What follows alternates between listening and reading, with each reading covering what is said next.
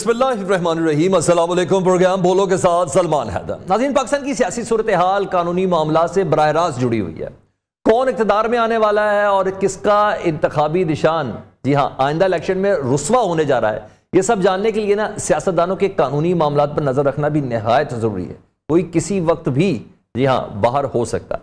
नवाज शरीफ को पलक झपकने में रिलीफ मिल रहा है और इमरान खान के वकील अदालतों में दुहाइयां देते हुए नजर आ रहे हैं कि माय लॉर्ड प्लीज कुछ करे ना करे, बस इतना कर दें कि पहले से कोई महफूज फैसला है, कोई भी महफूज फैसला है उसको ही सुना दें। 9 मई के हवाले से अगर आप देखें तो 9 मई को गाड़ी चलाने वाला आज पाबंद सलासल है। मैं खतीजा शाह साहबा की बात कर रहा हूं, मगर उस गाड़ी की छत पर खड़े होकर जी हाँ अवाम को उकसाने वाली अंदलीब अब्बास जहांगीर तरीन की आरामदेह सियासी पनाह में है। यहाँ कौम को बताया जा रहा है कि तहरीक इंसाफ के दौर के रहबर ही दरअसल राहजन थे जो कौमी खजानों को दोनों हाथों से लूटते रहे। आज ये भी इंकशाफ हुआ है कि पाकिस्तान तहरीक इंसाफ के दौर में 30 से 40 हज़ार की तनख्वाहों पर ऐसे नौजवान भर्ती किए गए थे, स्पेशली केपीके में, जो सोशल मीडिया पर तहरीक इंसाफ के लिए प्रोपेगेंडा किया करते थे। वहीं सैफर केस हो या सानिया 9 मई, चेयरमैन तहरीक इंसाफ के लिए फिलहाल कोई रिलीफ नजर नहीं आ रहा। तहरीक इंसाफ इस सारी सूरत हाल को कैसे देख रही है, हम बात करेंगे माहिर कानून तहरीक इंसाफ की कोर कमेटी के रुकन शुएब शाहीन साहब से। बहुत शुक्रिया शुएब साहब आपके वक्त का। अच्छा शुएब शाहीन साहब, अगर कल नैब ने रेफरेंस ही वापस ले लिया जिसका कभी इम्कान भी नजर आ रहा है, फिर क्या करेंगे आप लोग?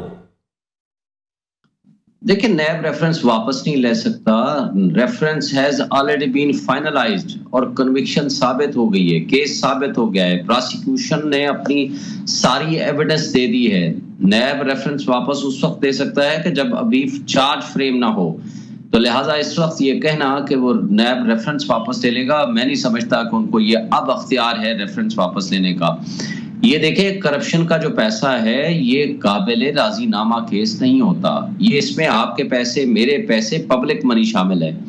एक शख्स जिसने माल पैसा पाकिस्तान का लूट के मुल्क से बाहर जा करके लजीजिया रेफरेंस हो या एवन फी डिपार्टमेंट का रेफरेंस हो, देखें एवन फी डिपार्टमेंट की छोटी सी हिस्ट्री आप उठा लें, इर्रिस्पेक्टिव कि कल क्या अदालत फैसला करती है, क्योंकि अगर जजेस कंप्रोमाइज हो जाएंगे, अगर हमारे लॉ एनफोर्समेंट एजेंसीज कंप्रोमाइज हो जाएंगी, अगर हमारी एस्टेब्लिशमेंट कंप्रोमाइज हो जाएगी, अगर नैब कंप्रोमाइज हो जाएगी, तो रियासत का नया उसूल बना लें कि जो जितना बड़ा करप्ट होगा हम उसको उतना बड़ा प्रोटोकॉल देंगे।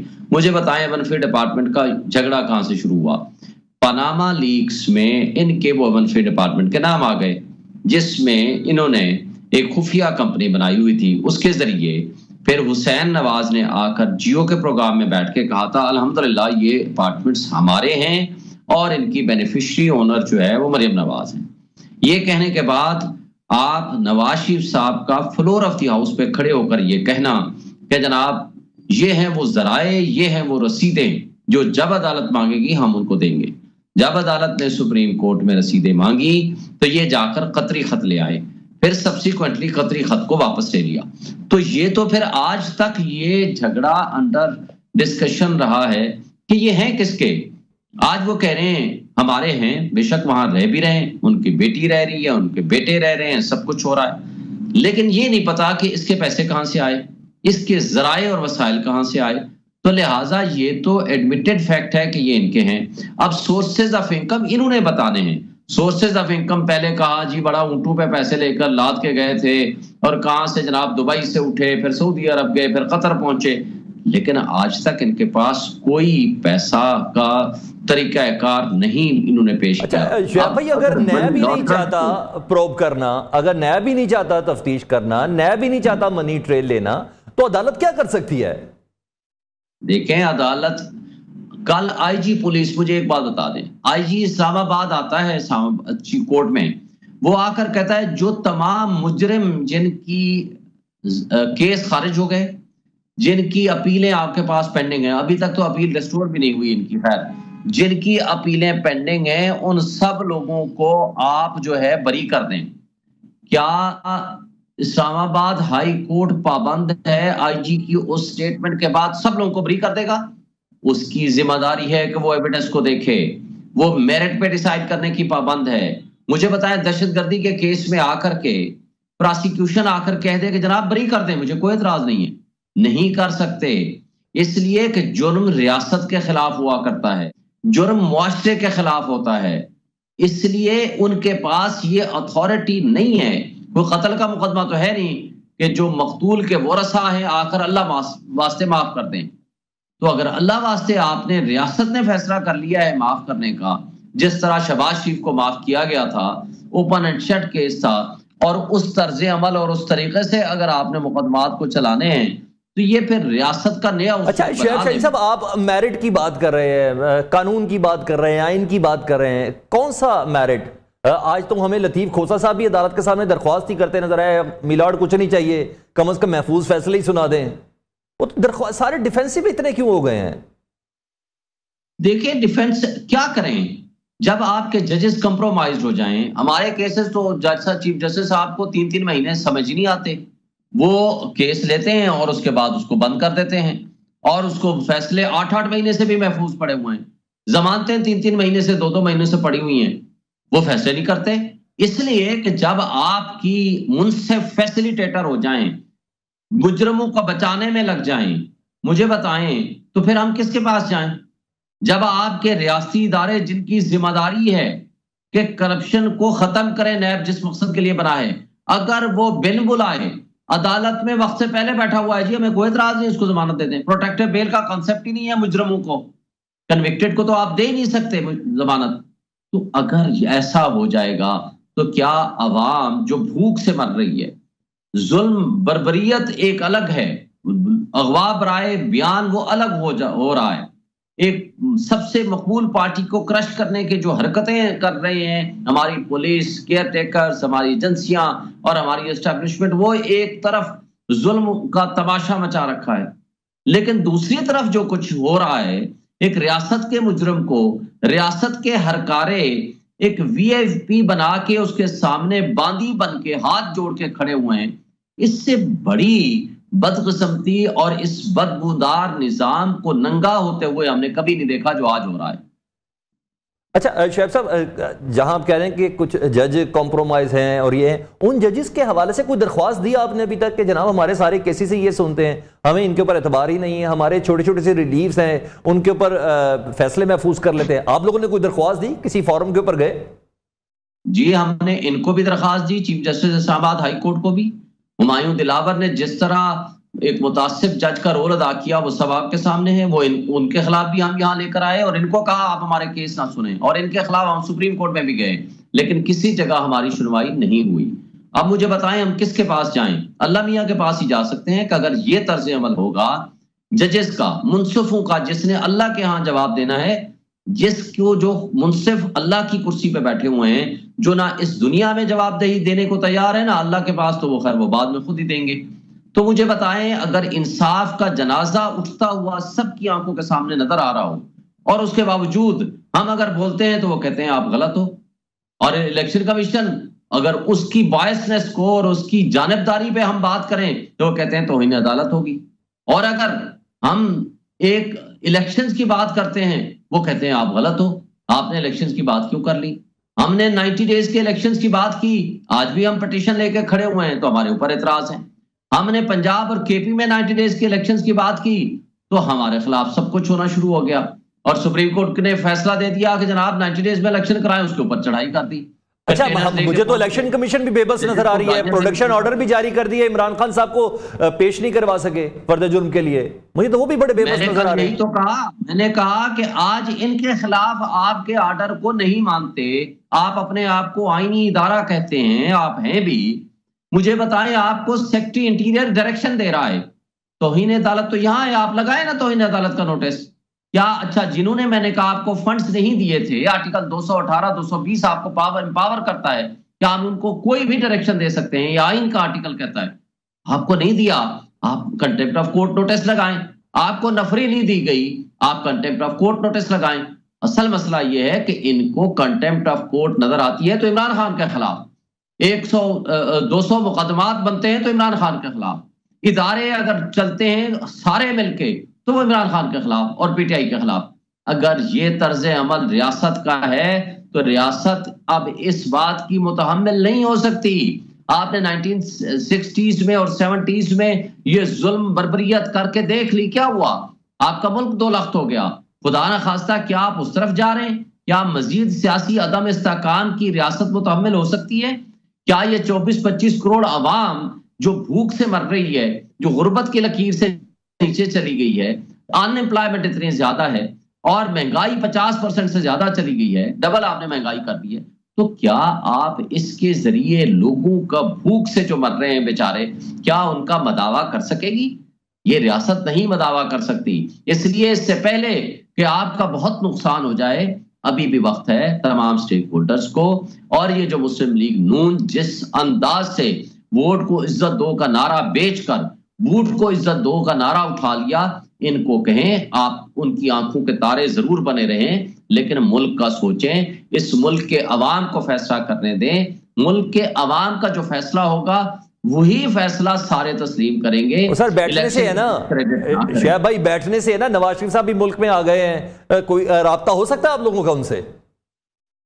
देखिए, हम तो हर एक को ये राब्ता करने को तैयार है, हर एक को ये कहते हैं दो बातों पे। Number 1, free and fair election, only 1 point agenda. Number 2, अवाम को फैसला करने दें। ये जो फ्रॉड है, ये जो मकबूलियत को कबूलियत की शर्त रखी गई है, ये जो इंजीनियरिंग है, ये जो मैनिपुलेशन है, इसको आप खत्म कर दें, अवाम को फैसला करने दें, जिसको वो इख्तियार दें, जिसको सब माने, आकर के आप बैठ जाएं। ये बैठे, हम बैठे, पीपल्स पार्टी बैठे, मौलाना फजल रहमान बैठे, जो भी आना चाहता है आ जाए, लेकिन मुल्क को चलने दें, रियासत को चलने दें। 25 करोड़ अवाम का सोचें। अगर आप ये नहीं सोचेंगे, आपकी रियासत मजीद इस तरह के एडवेंचर्स का और मिस एडवेंचर्स का अब बोझ बर्दाश्त नहीं कर सकती। ये हमारा पैगाम है। अच्छा शहब शाहीन साहब, पहले तो हम कहते थे ना कि शहबाज हुकूमत ये कर रही है, पीडीएम की हुकूमत कर रही है, अब तो पीडीएम नहीं है, तो अब तो आप नवाज शरीफ को ब्लेम नहीं दे सकते ना। तो ये निगरान सेटअप ही कुछ पार्टी बना हुआ है कि आप वो बिल्कुल इंडिफरेंस चल रहे हैं, आपको किसी और से गिला है इस वक्त? देखें सर, आपको अभी भी शक है? जो निगरान उनकी बी टीम है, मुझे बताएं, रियासत का एक मुजरिम, भगोड़ा, एब्सकॉन्डर नवाज शरीफ, वहां यूके में एक रियासत का नौकर उसको प्रोटोकॉल दे रहा है और बयानिया पढ़ा रहा है, हाई कमिश्नर वहां का। नंबर 2, जिस अंदाज से वो इस्लामाबाद एयरपोर्ट पे पहुंचते हैं, स्टेट गेस्ट का उनको दर्जा दिया जाता है और वहां बायोमेट्रिक वेरिफिकेशन के लिए नादरा और पता नहीं क्या क्या अदालतें हैं और सब वहां पहुंच जाती है। उसके बाद जो कुछ आपने वहां पंजाब गवर्नमेंट का प्रोटोकॉल और सीसीपीओ का सलूट देखा, एक मुजरिम को, रियासत के मुजरिम को, जिसका ड्यूटी थी उसको गिरफ्तार करके अदालत जेल में लेके जाए, और वो उसको सलूट मार रहा है। और जिस अंदाज से पंजाब गवर्नमेंट ने, उनको अख्तियार ही नहीं था, निगरान को तो वैसे अख्तियार नहीं है और वैसे भी उनको अदरवाइज भी अख्तियार नहीं था पंजाब गवर्नमेंट को, उन्होंने अदालत में लगे हुए केस के ऊपर एक सुपर फैसला दे दिया और उस सजा को सस्पेंड कर दिया। क्या उसके बावजूद, और जिस तरह एस्टेब्लिशमेंट जो कुछ उसके लिए कर रही है, क्या इसके बावजूद आपको या किसी को, एक आम वर्कर को, किसी मजदूर को, रेडी वाले को, किसी को भी कोई शक है कि रियासती हरकारें? ये तभी हुआ ना जब आप लोगों ने अपनी जगह छोड़ी है तो कोई दूसरा जगह लेने के लिए आया ना। अच्छा, नवाज शरीफ का स्टेटस अभी भी एब्सकॉन्डर का है, इश्तिहारी का है, अदालत के सामने तो वो सरेंडर कर चुके, ये नून लीग वाले कह रहे हैं। इस वक्त भी इश्तिहारी मुजरिम है, क्योंकि उनकी अपील रिवाइव नहीं हुई, अपील की रिवाइवल के ऊपर नोटिस है, और दूसरा उनकी जमानत, वो जो सेंटेंस है वो सस्पेंड नहीं हुई, प्रोटेक्टिव बेल है। प्रोटेक्टिव बेल का मतलब ये नहीं है कि वो इश्तिहारी का स्टेटस उनका खत्म हो गया, ये नहीं है कि वो मुजरिम का स्टेटस उनका खत्म हो गया। एक इश्तिहारी मुजरिम को ये प्रोटोकॉल अगर आप दे रहे हैं तो फिर अल्लाह ही हाफिज है हमारी रियासत का। अच्छा, कल आप इलेक्शन कमीशन में थे, उन्होंने आपको कहा कि बल्ले का निशान पे आपको इलेक्शन लड़ने देंगे, मुझको ऐसी तसल्ली दी? ऐसी बात नहीं हुई, लेकिन उनको मैंने एहसास जरूर दिलाया, इसलिए कि सारे इदारे मिलके अगर इमरान खान और पीटीआई को क्रश करने में लगे हुए हैं तो आपका कुछ आईनी किरदार है, यानी उनको जरूर एहसास दिलाया, उनको एहसास हुआ भी, मेरा ख्याल है। बहुत शुक्रिया शोएब शाहीन साहब। वक्त हुआ एक ब्रेक का, बोलो इस ब्रेक के बाद वेलकम बैक। प्रोग्राम के हिस्से में मुस्लिम लीग नून का रहनुमा राजा रियाज साहब हमारे साथ है। राजा साहब, बहुत शुक्रिया आपके वक्त का। राजा साहब, मुस्लिम लीग नून आपने ज्वाइन कर ली, टिकट भी कंफर्म हो गई? क्योंकि कल राना एहसान अफजल साहब हमारे साथ प्रोग्राम में थे, उन्होंने कभी तक नून लीग ने डिसाइड नहीं किया कि किसको टिकट देनी है इस हल्के से। गालबन आपका और इनका हल्का एक ही है। जी बिल्कुल नहीं डिसाइड हुआ। अभी नून लीग का बोर्ड बनेगा, वो दरखास्तें मांगेंगे, उसके बाद बोर्ड फैसला करेगा। अच्छा, अल्लाह ना करे राज साहब अगर आपको टिकट नहीं मिलती तो आप नून लीग में ही रहेंगे? जी इंशाल्लाह नून लीग में रहूंगा और जिसको टिकट मिलेगा उसको सपोर्ट करूंगा। अच्छा, उसको सपोर्ट करें। अच्छा राज साहब, अगर पाकिस्तान की मौजूदा हिस्ट्री को देखें ना, जो इस वक्त हम अच्छे गए या बुरे गए, जिस हाल तक भी पहुंचे, आपका किरदार सबसे ज्यादा अहम है। उसके बाद कहीं जाके आसिफ अली जरदारी या शहबाज शरीफ साहब का किरदार है, तहरीक अदम-ए-एतमाद से लेकर ये निगरान वजीर आजम तक के लिए। आज बताई दें, किसने आपसे रब्ता किया था इमरान खान साहब के खिलाफ तहरीक अदम-ए-एतमाद वाले वक्त में? जरदारी साहब ने किया था, नवाज शरीफ साहब ने किया था, शहबाज शरीफ साहब ने किया था, किसने किया था? मेरे साथ राना सनाउल्लाह साहब ने रब्ता किया था, उनका तल्लक फैसलाबाद से, और मैं और वो पीपल्स पार्टी में इकट्ठे रहे थे, मेरे बड़े भाइयों की तरह हैं। उन्होंने रब्ता किया था। मियाँ शहबाज शरीफ साहब के साथ मैं फिर मिला था, मैं उनके साथ सीनियर मिनिस्टर रहा हूँ पंजाब में और अपोजिशन लीडर रहा हूँ पंजाब में। तो फिर मैं राना सनाउल्लाह साहब के साथ उनको मिला और उनको मैंने यकीन दहानी कराई कि इंशाल्लाह इमरान खान के मैं ख़िलाफ़ हूँ। जब जहांगीर तरीन साहब के झूठा मुकदमा दर्ज किया था, उसी वक्त मैंने ऐलान कर दिया था कि मैं इमरान खान के साथ नहीं हूँ। आपने देखा होगा कि इस अदम-ए-एतमाद से तकरीबन 1.5 साल पहले मैं जहांगीर तरीन साहब के साथ खड़ा होकर इमरान खान के ख़िलाफ़ प्रेस कॉन्फ्रेंस करता था। उसके बाद उन्होंने कहा कि आप नाराज़ हैं। राना सनाउल्लाह साहब ने कहा, तो मैं कहा जी बिल्कुल नाराज़ हूँ। तो उन्होंने कहा फिर आप हमारा अदम-ए-एतमाद में साथ दें। मैं कहा बिल्कुल मैं तैयार हूँ, आपका साथ दूंगा। और फिर मियाँ शहबाज शरीफ साहब को मिला और फिर आपने देखा कि मैंने डट के मुकाबला किया और इमरान खान के ख़िलाफ़ अदम-ए-एतमाद को कामयाब कराने के लिए भरपूर रोल अदा किया। अच्छा, यानी सिंध हाउस आपको लेके राना सनाउल्लाह साहब गए थे? नहीं, सिंध हाउस जाने का हमारा अपना फैसला था, क्योंकि इनका प्रोग्राम था कि लॉजेस में से हमें उठा लिया जाए, और क्योंकि वफाकी हुकूमत इनकी थी और जो लॉजेस हैं वो आपको पता है कि इस्लामाबाद पुलिस के अंडर आते हैं। तो हमने खुद कहा था कि अगर हमें इधर से उठा के ले गए और KPK में इनकी हुकूमत है, पंजाब में इनकी हुकूमत है, तो अदम-ए-एतमाद नाकाम हो जाएगी। तो क्योंकि हम मेन रोल अदा कर रहे थे अदम-ए-एतमाद के लिए, तो हमने रिक्वेस्ट की थी कि आप हमें किसी ऐसी जगह पे रखें जहाँ से इस्लामाबाद पुलिस हमें उठा के ना ले जा सके। ठीक। अच्छा, अब जबकि इलेक्शन आने ही वाले, खैर डेट नहीं, महीने का एक आखिरी हफ्ता तक तो डिसाइड हुआ है, फैसलाबाद का हाल सुना है, क्या पॉपुलैरिटी है उधर? क्योंकि अभी तक जो सर्वे आ रहे हैं वो तो इमरान खान साहब के और PTI के ही आ रहे हैं। आपको क्या लगता है कौन जीतेगा वहां से? इस जलसे के बाद आपको कोई शक रह गया है? आपने मेरा ख्याल जलसा देखा नहीं है, या आप मेरा ख्याल इस्लामाबाद में थे? नहीं राज साहब, मैं खुद उधर था। जलसा देखते तो मेरा ख्याल आप ये, मैं स्टेज पे ही था, जलसा बहुत जबरदस्त था। फिर आपका ये सवाल बनता नहीं है। इतने बड़े जलसे के बाद आप कहें जी कि इमरान खान की बड़ी मकबूलियत है अवाम में, तो वो तो सारा जिस दिन जलसा हुआ है हर चीज़ दूध का दूध और पानी का पानी हो गया है। इंशाल्लाह इलेक्शन लड़ेंगे, इंशाल्लाह इलेक्शन जीतेंगे और मियाँ नवाज शरीफ को वज़ीर आज़म बनाएंगे। अच्छा, पाकिस्तान तहरीक इंसाफ कह रही है कि हमें मौका दें, एक बार इससे बड़ा जलसा करके दिखाएंगे। आपका क्या ख्याल है, उनको इजाज़त दे देनी चाहिए? बिल्कुल इजाज़त देनी चाहिए, सिर्फ दहशत गर्दों को नहीं देनी चाहिए। जो तहरीक इंसाफ के बाकी लोग हैं उन्हें इजाज़त देनी चाहिए, ये जलसा करके दिखाएं इनको। लाहौर में मेरा ख्याल है डिप्टी कमिश्नर ने किसी जगह जलसे की इजाज़त दी है, पहले वहाँ कर लें फिर मीनार पाकिस्तान पे कर लें। अच्छा, और तहरीक अदम-ए-एतमाद के वक्त इमरान खान साहब ने भी आपसे रब्ता किया था कि छोड़ दो, गलती हो गई यार, कुछ हो जाता है पार्टी के अंदर से, हमारे से भी कोई गलत फैसले हो जाते हैं, इस तरह की कोई बात की थी आपसे? कोई रब्ता हुआ था PTI के चेयरमैन की तरफ से? जी राब्ते किए थे, मेरे राब्ते किए थे मुझे। वो कहते थे कि आप क्योंकि सबको लीड कर रहे हैं, आप छोड़ के आ जाएं तो आपको वजारत दाखिला जिस दिन आप आए अगले दिन आपको हलफ ले लें। मैंने कहा जी आप खान साहब, आपकी पॉलिसियाँ जो हैं मुल्क के खिलाफ हैं, आप मुल्क के खिलाफ साजिश कर रहे हैं जो पैगाम ले के आए थे। तो मैंने अब खान साहब के साथ मैंने वादा कर लिया है, मैंने खान साहब की मुखालफत करनी है, 1.5 साल से कर रहा हूँ, अब भी करनी है, और उनको उतारने के लिए पूरी कोशिश करनी है। और अगर वो ना उतरते तो सबसे ज़्यादा लंबी जेल जो थी वो मेरी होनी थी। और अच्छा। मेरा ही पंखा और एसी उतारा जाना था। खान साहब ने इंतकाम की हद करनी थी और मैं उसके लिए तैयार था।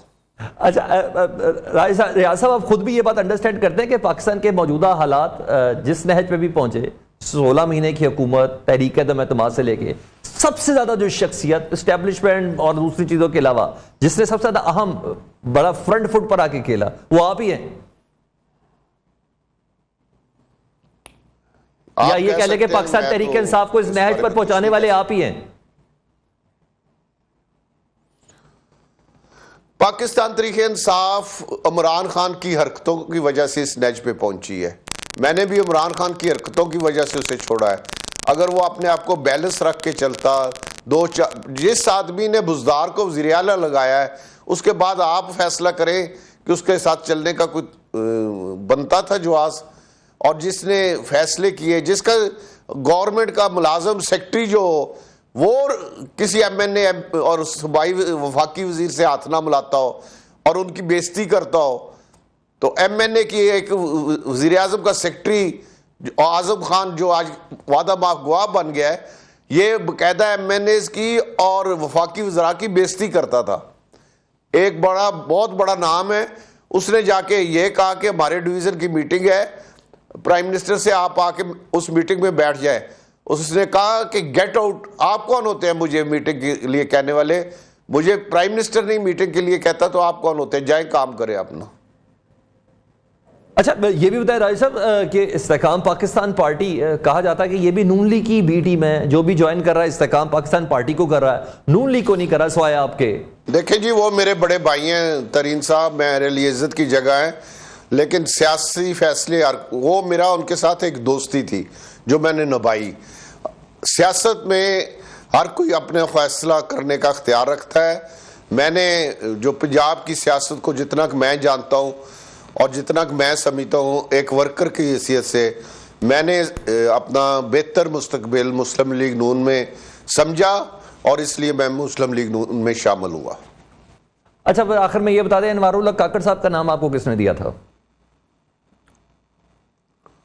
अनवारुल्लाह काकड़ साहब का जो आज का वजीर दाखिला है, नहीं वजीर आजम है साहब, उन्होंने नाम दिया था। अच्छा, बुख्ती साहब ने आपको नाम दिया था अनवारुल्लाह काकड़ साहब का? नहीं जी, बुख्ती साहब ने मुझे नाम दिया था। वो मेरे दोस्त भी हैं बड़े पुराने, और आप किसी से भी पूछ लें, मेरे चैम्बर में भी आते थे, अपोजिशन लीडर के चैम्बर में भी, और काकड़ साहब भी 2 दफ़ा मेरे चैम्बर में तशरीफ लाए थे एज सेनेटर। तो छोटे सूबे से हमने मशवरा किया और फिर बुख्ती साहब ने कहा कि आप ये नाम दे दें, छोटे सूबे में से भी हैं, बड़े मेहनती हैं, बड़े अच्छे हैं, बड़े दयानतदार हैं, तो फिर मैंने इनका नाम दिया था।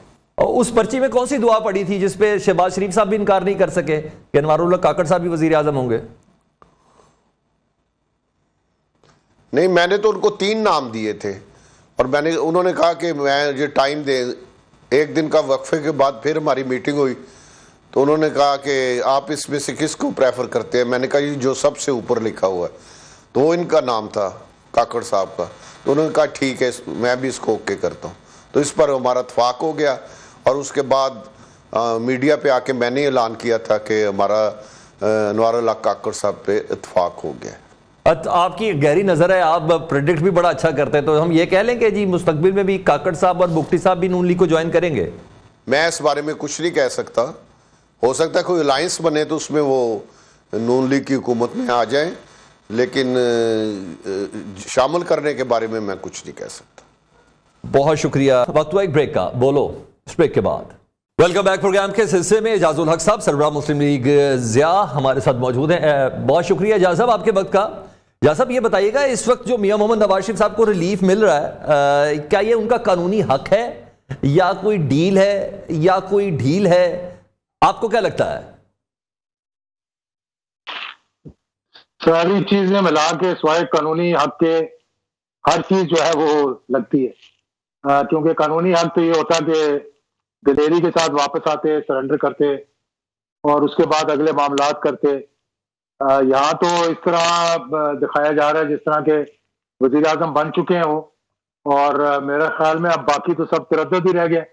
अगर वो ना किया जाए और इनको काकड़ साहब की जगह लाकर बैठा दिया जाए और इलेक्शन अगले 5 साल के बाद करवा दें तो मैं समझता हूँ कि बहुत अच्छा रहेगा, क्योंकि इस तरह तो अपने आप को भी एक्सपोज कर रहे हैं, अदारों को भी एक्सपोज कर रहे हैं, अदलिया को भी एक्सपोज कर रहे हैं, नैब को भी एक्सपोज कर रहे हैं, नादरा को भी एक्सपोज कर रहे हैं। तो कौन सा अदारा रह जाएगा जिस पे कि लोगों को फिर कोई यकीन होगा या कोई एतमाद कर सकेंगे उस पर। अच्छा एजाज साहब, हमने हमेशा देखा कि जब आप थोड़ा सा मुंह होते हैं या आपका खबरों की कोई जीनत होती है या आपकी कोई स्टेटमेंट सामने आती है या पता चलता है कि आपकी कोई एक्टिविटी है, तो पता चलता है कहीं ना कहीं कोई मुफाहमत है, कोई ब्रिज का किरदार अदा कर रहा है आपकी शक्ल में किसी सियासी जमात और इस्टेब्लिशमेंट के बीच में। आजकल आप भी बिल्कुल खामोश हैं, मायूस हो गए हैं सिस्टम से कि बस जैसा है बस ऐसा ही चलने दें, कि आपको कोई उम्मीद है, कोई कोशिश कर रहे हैं आप दुरानी साहब की तरह? नहीं, कोशिश तो हर किसी को करनी चाहिए। मुल्क के अंदर माहौल तभी सही होगा जबकि तराजू के पलड़े जो अभी एक तरफ को झुके हैं सारे, और उसके अंदर मेरा ख्याल है पता नहीं किस किस का नवाज शरीफ साहब के अलावा वजन पड़ा हुआ उसके अंदर। नादरा का भी ईंट उसके अंदर रख दी है, अदलिया की भी रख दी है, और जो जो बाकी रह गए हैं अदारे, नैब, उसकी भी ईंट उसी तरफ रख दी है। तो एक पलड़ा इतना झुक गया है कि वो उस पर तो अब मेरे ख्याल में मजीद वजन डालने की जरूरत नहीं है। दूसरी तरफ भी कोई हल्का सा एक पाँव का रख दें ताकि थोड़ा बहुत तो बैलेंस हो जाए। बिल्कुल हाथ जोड़ दिए, हाथ बांध दिए, तो फिर इलेक्शन कौन लड़ेगा और किससे लड़ेगा? क्या ये नवाज शरीफ वर्सेस नवाज शरीफ इलेक्शन होगा? क्योंकि पंजाब में तो और कोई है नहीं। तो अगर ये ऐसा इलेक्शन करवाना है तो फिर उससे बेहतर है कि इनको बगैर इलेक्शन के ही बिठा दिया जाए। क्योंकि देखें, बात यह है कि निगरान हुकूमत का मतलब होता है कि आपने सिर्फ इलेक्शंस पे कॉन्सेंट्रेट करना है। ये तो निगरान हुकूमत इलेक्शंस के अलावा हर चीज पे कॉन्सेंट्रेट कर रही है, अदालत लगा रही है, केसेस माफ कर रही है, अदलिया का किरदार अदा कर रही है।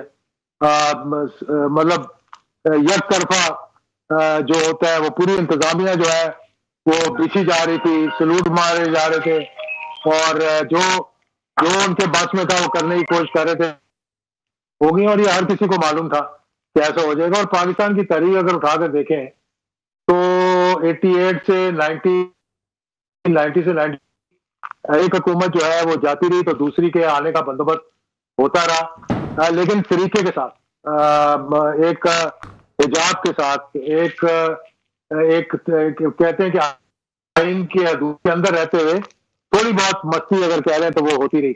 सबसे पहली बात तो ये खान साहब ने खुद ही रास्ता हमवार किया, ये जो अब नवाज शरीफ साहब आए हैं, क्योंकि बहुत कोशिश की पीपल्स पार्टी के अंदर फूक भरने की, और अब बहुत कोशिश की जा रही है इस गुब्बारे में फूक भरने की, लेकिन गुब्बारे में जब सुराख हो तो जितनी मर्जी हवा भरी जाए तो भरी नहीं जाएगी। तो इसलिए मैं समझता हूं कि इंसान खुद राह हमवार करता है। खान साहब को चाहिए कि जब तक वो नहीं कहेंगे कि मैंने राह हमवार करनी है तो वो इजाजत लग गया, आप जिसका भी नाम ले लें और वो कोई कुछ नहीं कर सकता। ये उन्होंने खुद फैसला करना है कि मैंने आगे किस तरह से चलना है। अच्छा, अभी हम थोड़ी देर पहले हमारी बात हो रही थी शुएब शाहीन से भी, वो कहते हैं हम गुफ्तगू करने के लिए तैयार हैं, हर जगह पे बात करने के लिए भी तैयार हैं, लेकिन बात आप कह रहे हैं गलतियों की। गलतियां तो सबसे होती हैं, इस्टेब्लिशमेंट से भी बहुत गलतियां हुई। आज वही सर्कल दोबारा रिपीट हो रहा है जो 5 साल पहले किसी और के लिए था या किसी और के हक में था, आज उसकी मुखालफत में हो रहा है। तो इन गलतियों का तदारुक भी तो वक्त के साथ साथ ही है ना, यानी चीज़ों को इग्नोर करके या भूल भाल करके। तो आपके लिए की नज़र में पहले स्टेप किसको उठाना होगा? मेरा ख्याल है कि पहला स्टेप तो सियासतदानों को ही उठाना पड़ता है इस मुल्क के अंदर, और उन्हीं को उठाना चाहिए। और गुफ्तगू जरूर होनी चाहिए, आपस में भी होनी चाहिए, एक दूसरे के साथ होनी चाहिए, माहौल जो है वो बेहतर पैदा करना चाहिए और अपनी अपनी गलतियों का इतराफ करना चाहिए। ये जिस तरीके से लाया जा रहा है उस जमात को, जिस जमात की कोई पजीराई नहीं है अवाम के अंदर, और जिस तरीके से जलसा हुआ हम सबको पता है कि लीडर की तकरीर हो रही है और जलसा का खाली हो, पीछे से लोग जाना शुरू कर दें, तो इसका मतलब है कि उनका इंटरेस्ट इस जलसे में नहीं है, उनका इंटरेस्ट कि अपने अपने हलकों में उन्होंने जो भी बिरयानियां खाई होंगी, पैसे लिए होंगे, या जन्नत के टिकट लिए, या दोजख से डराया गया, या 1 to 5 जिस तरीके से वहां पहुंचा दिए, 1 to 5 भी ले लें, और भी बहुत सी चीजें थी जो रखी गई थी। मेरे टिकट भी कई जगहों पे अच्छा है ना, थोड़ा आवाम को रिलीफ मिल जाए, थोड़ा सा पैकेज होना चाहिए ना। अब आवाम के पास इतनी सख्त तो नहीं रही ना आजाद साहब। प्रेजेंटेशन ये मगर अच्छी बात है ये पूरे पाकिस्तान की रिप्रेजेंटेशन थी उस जमात की, जो जब इतना ही इनके लोग हैं इनके साथ, जितने इधर जलसे में पहुंचा दिए गए थे। इजाज़ुल हक साहब बहुत शुक्रिया आपका। इजाज़ुल हक साहब से बात हो रही थी, इससे पहले राजा रियाज साहब से बात हो रही थी। इन सब का बरोलस यही मानना था कि चीज़ें इतनी सादा नहीं है जितनी नजर आ रही हैं, कुछ है जिसकी पर्दादारी है। प्रोग्राम बोलने से सलमान हैदर को इजाज़त दीजिए। अल्लाह हाफिज़।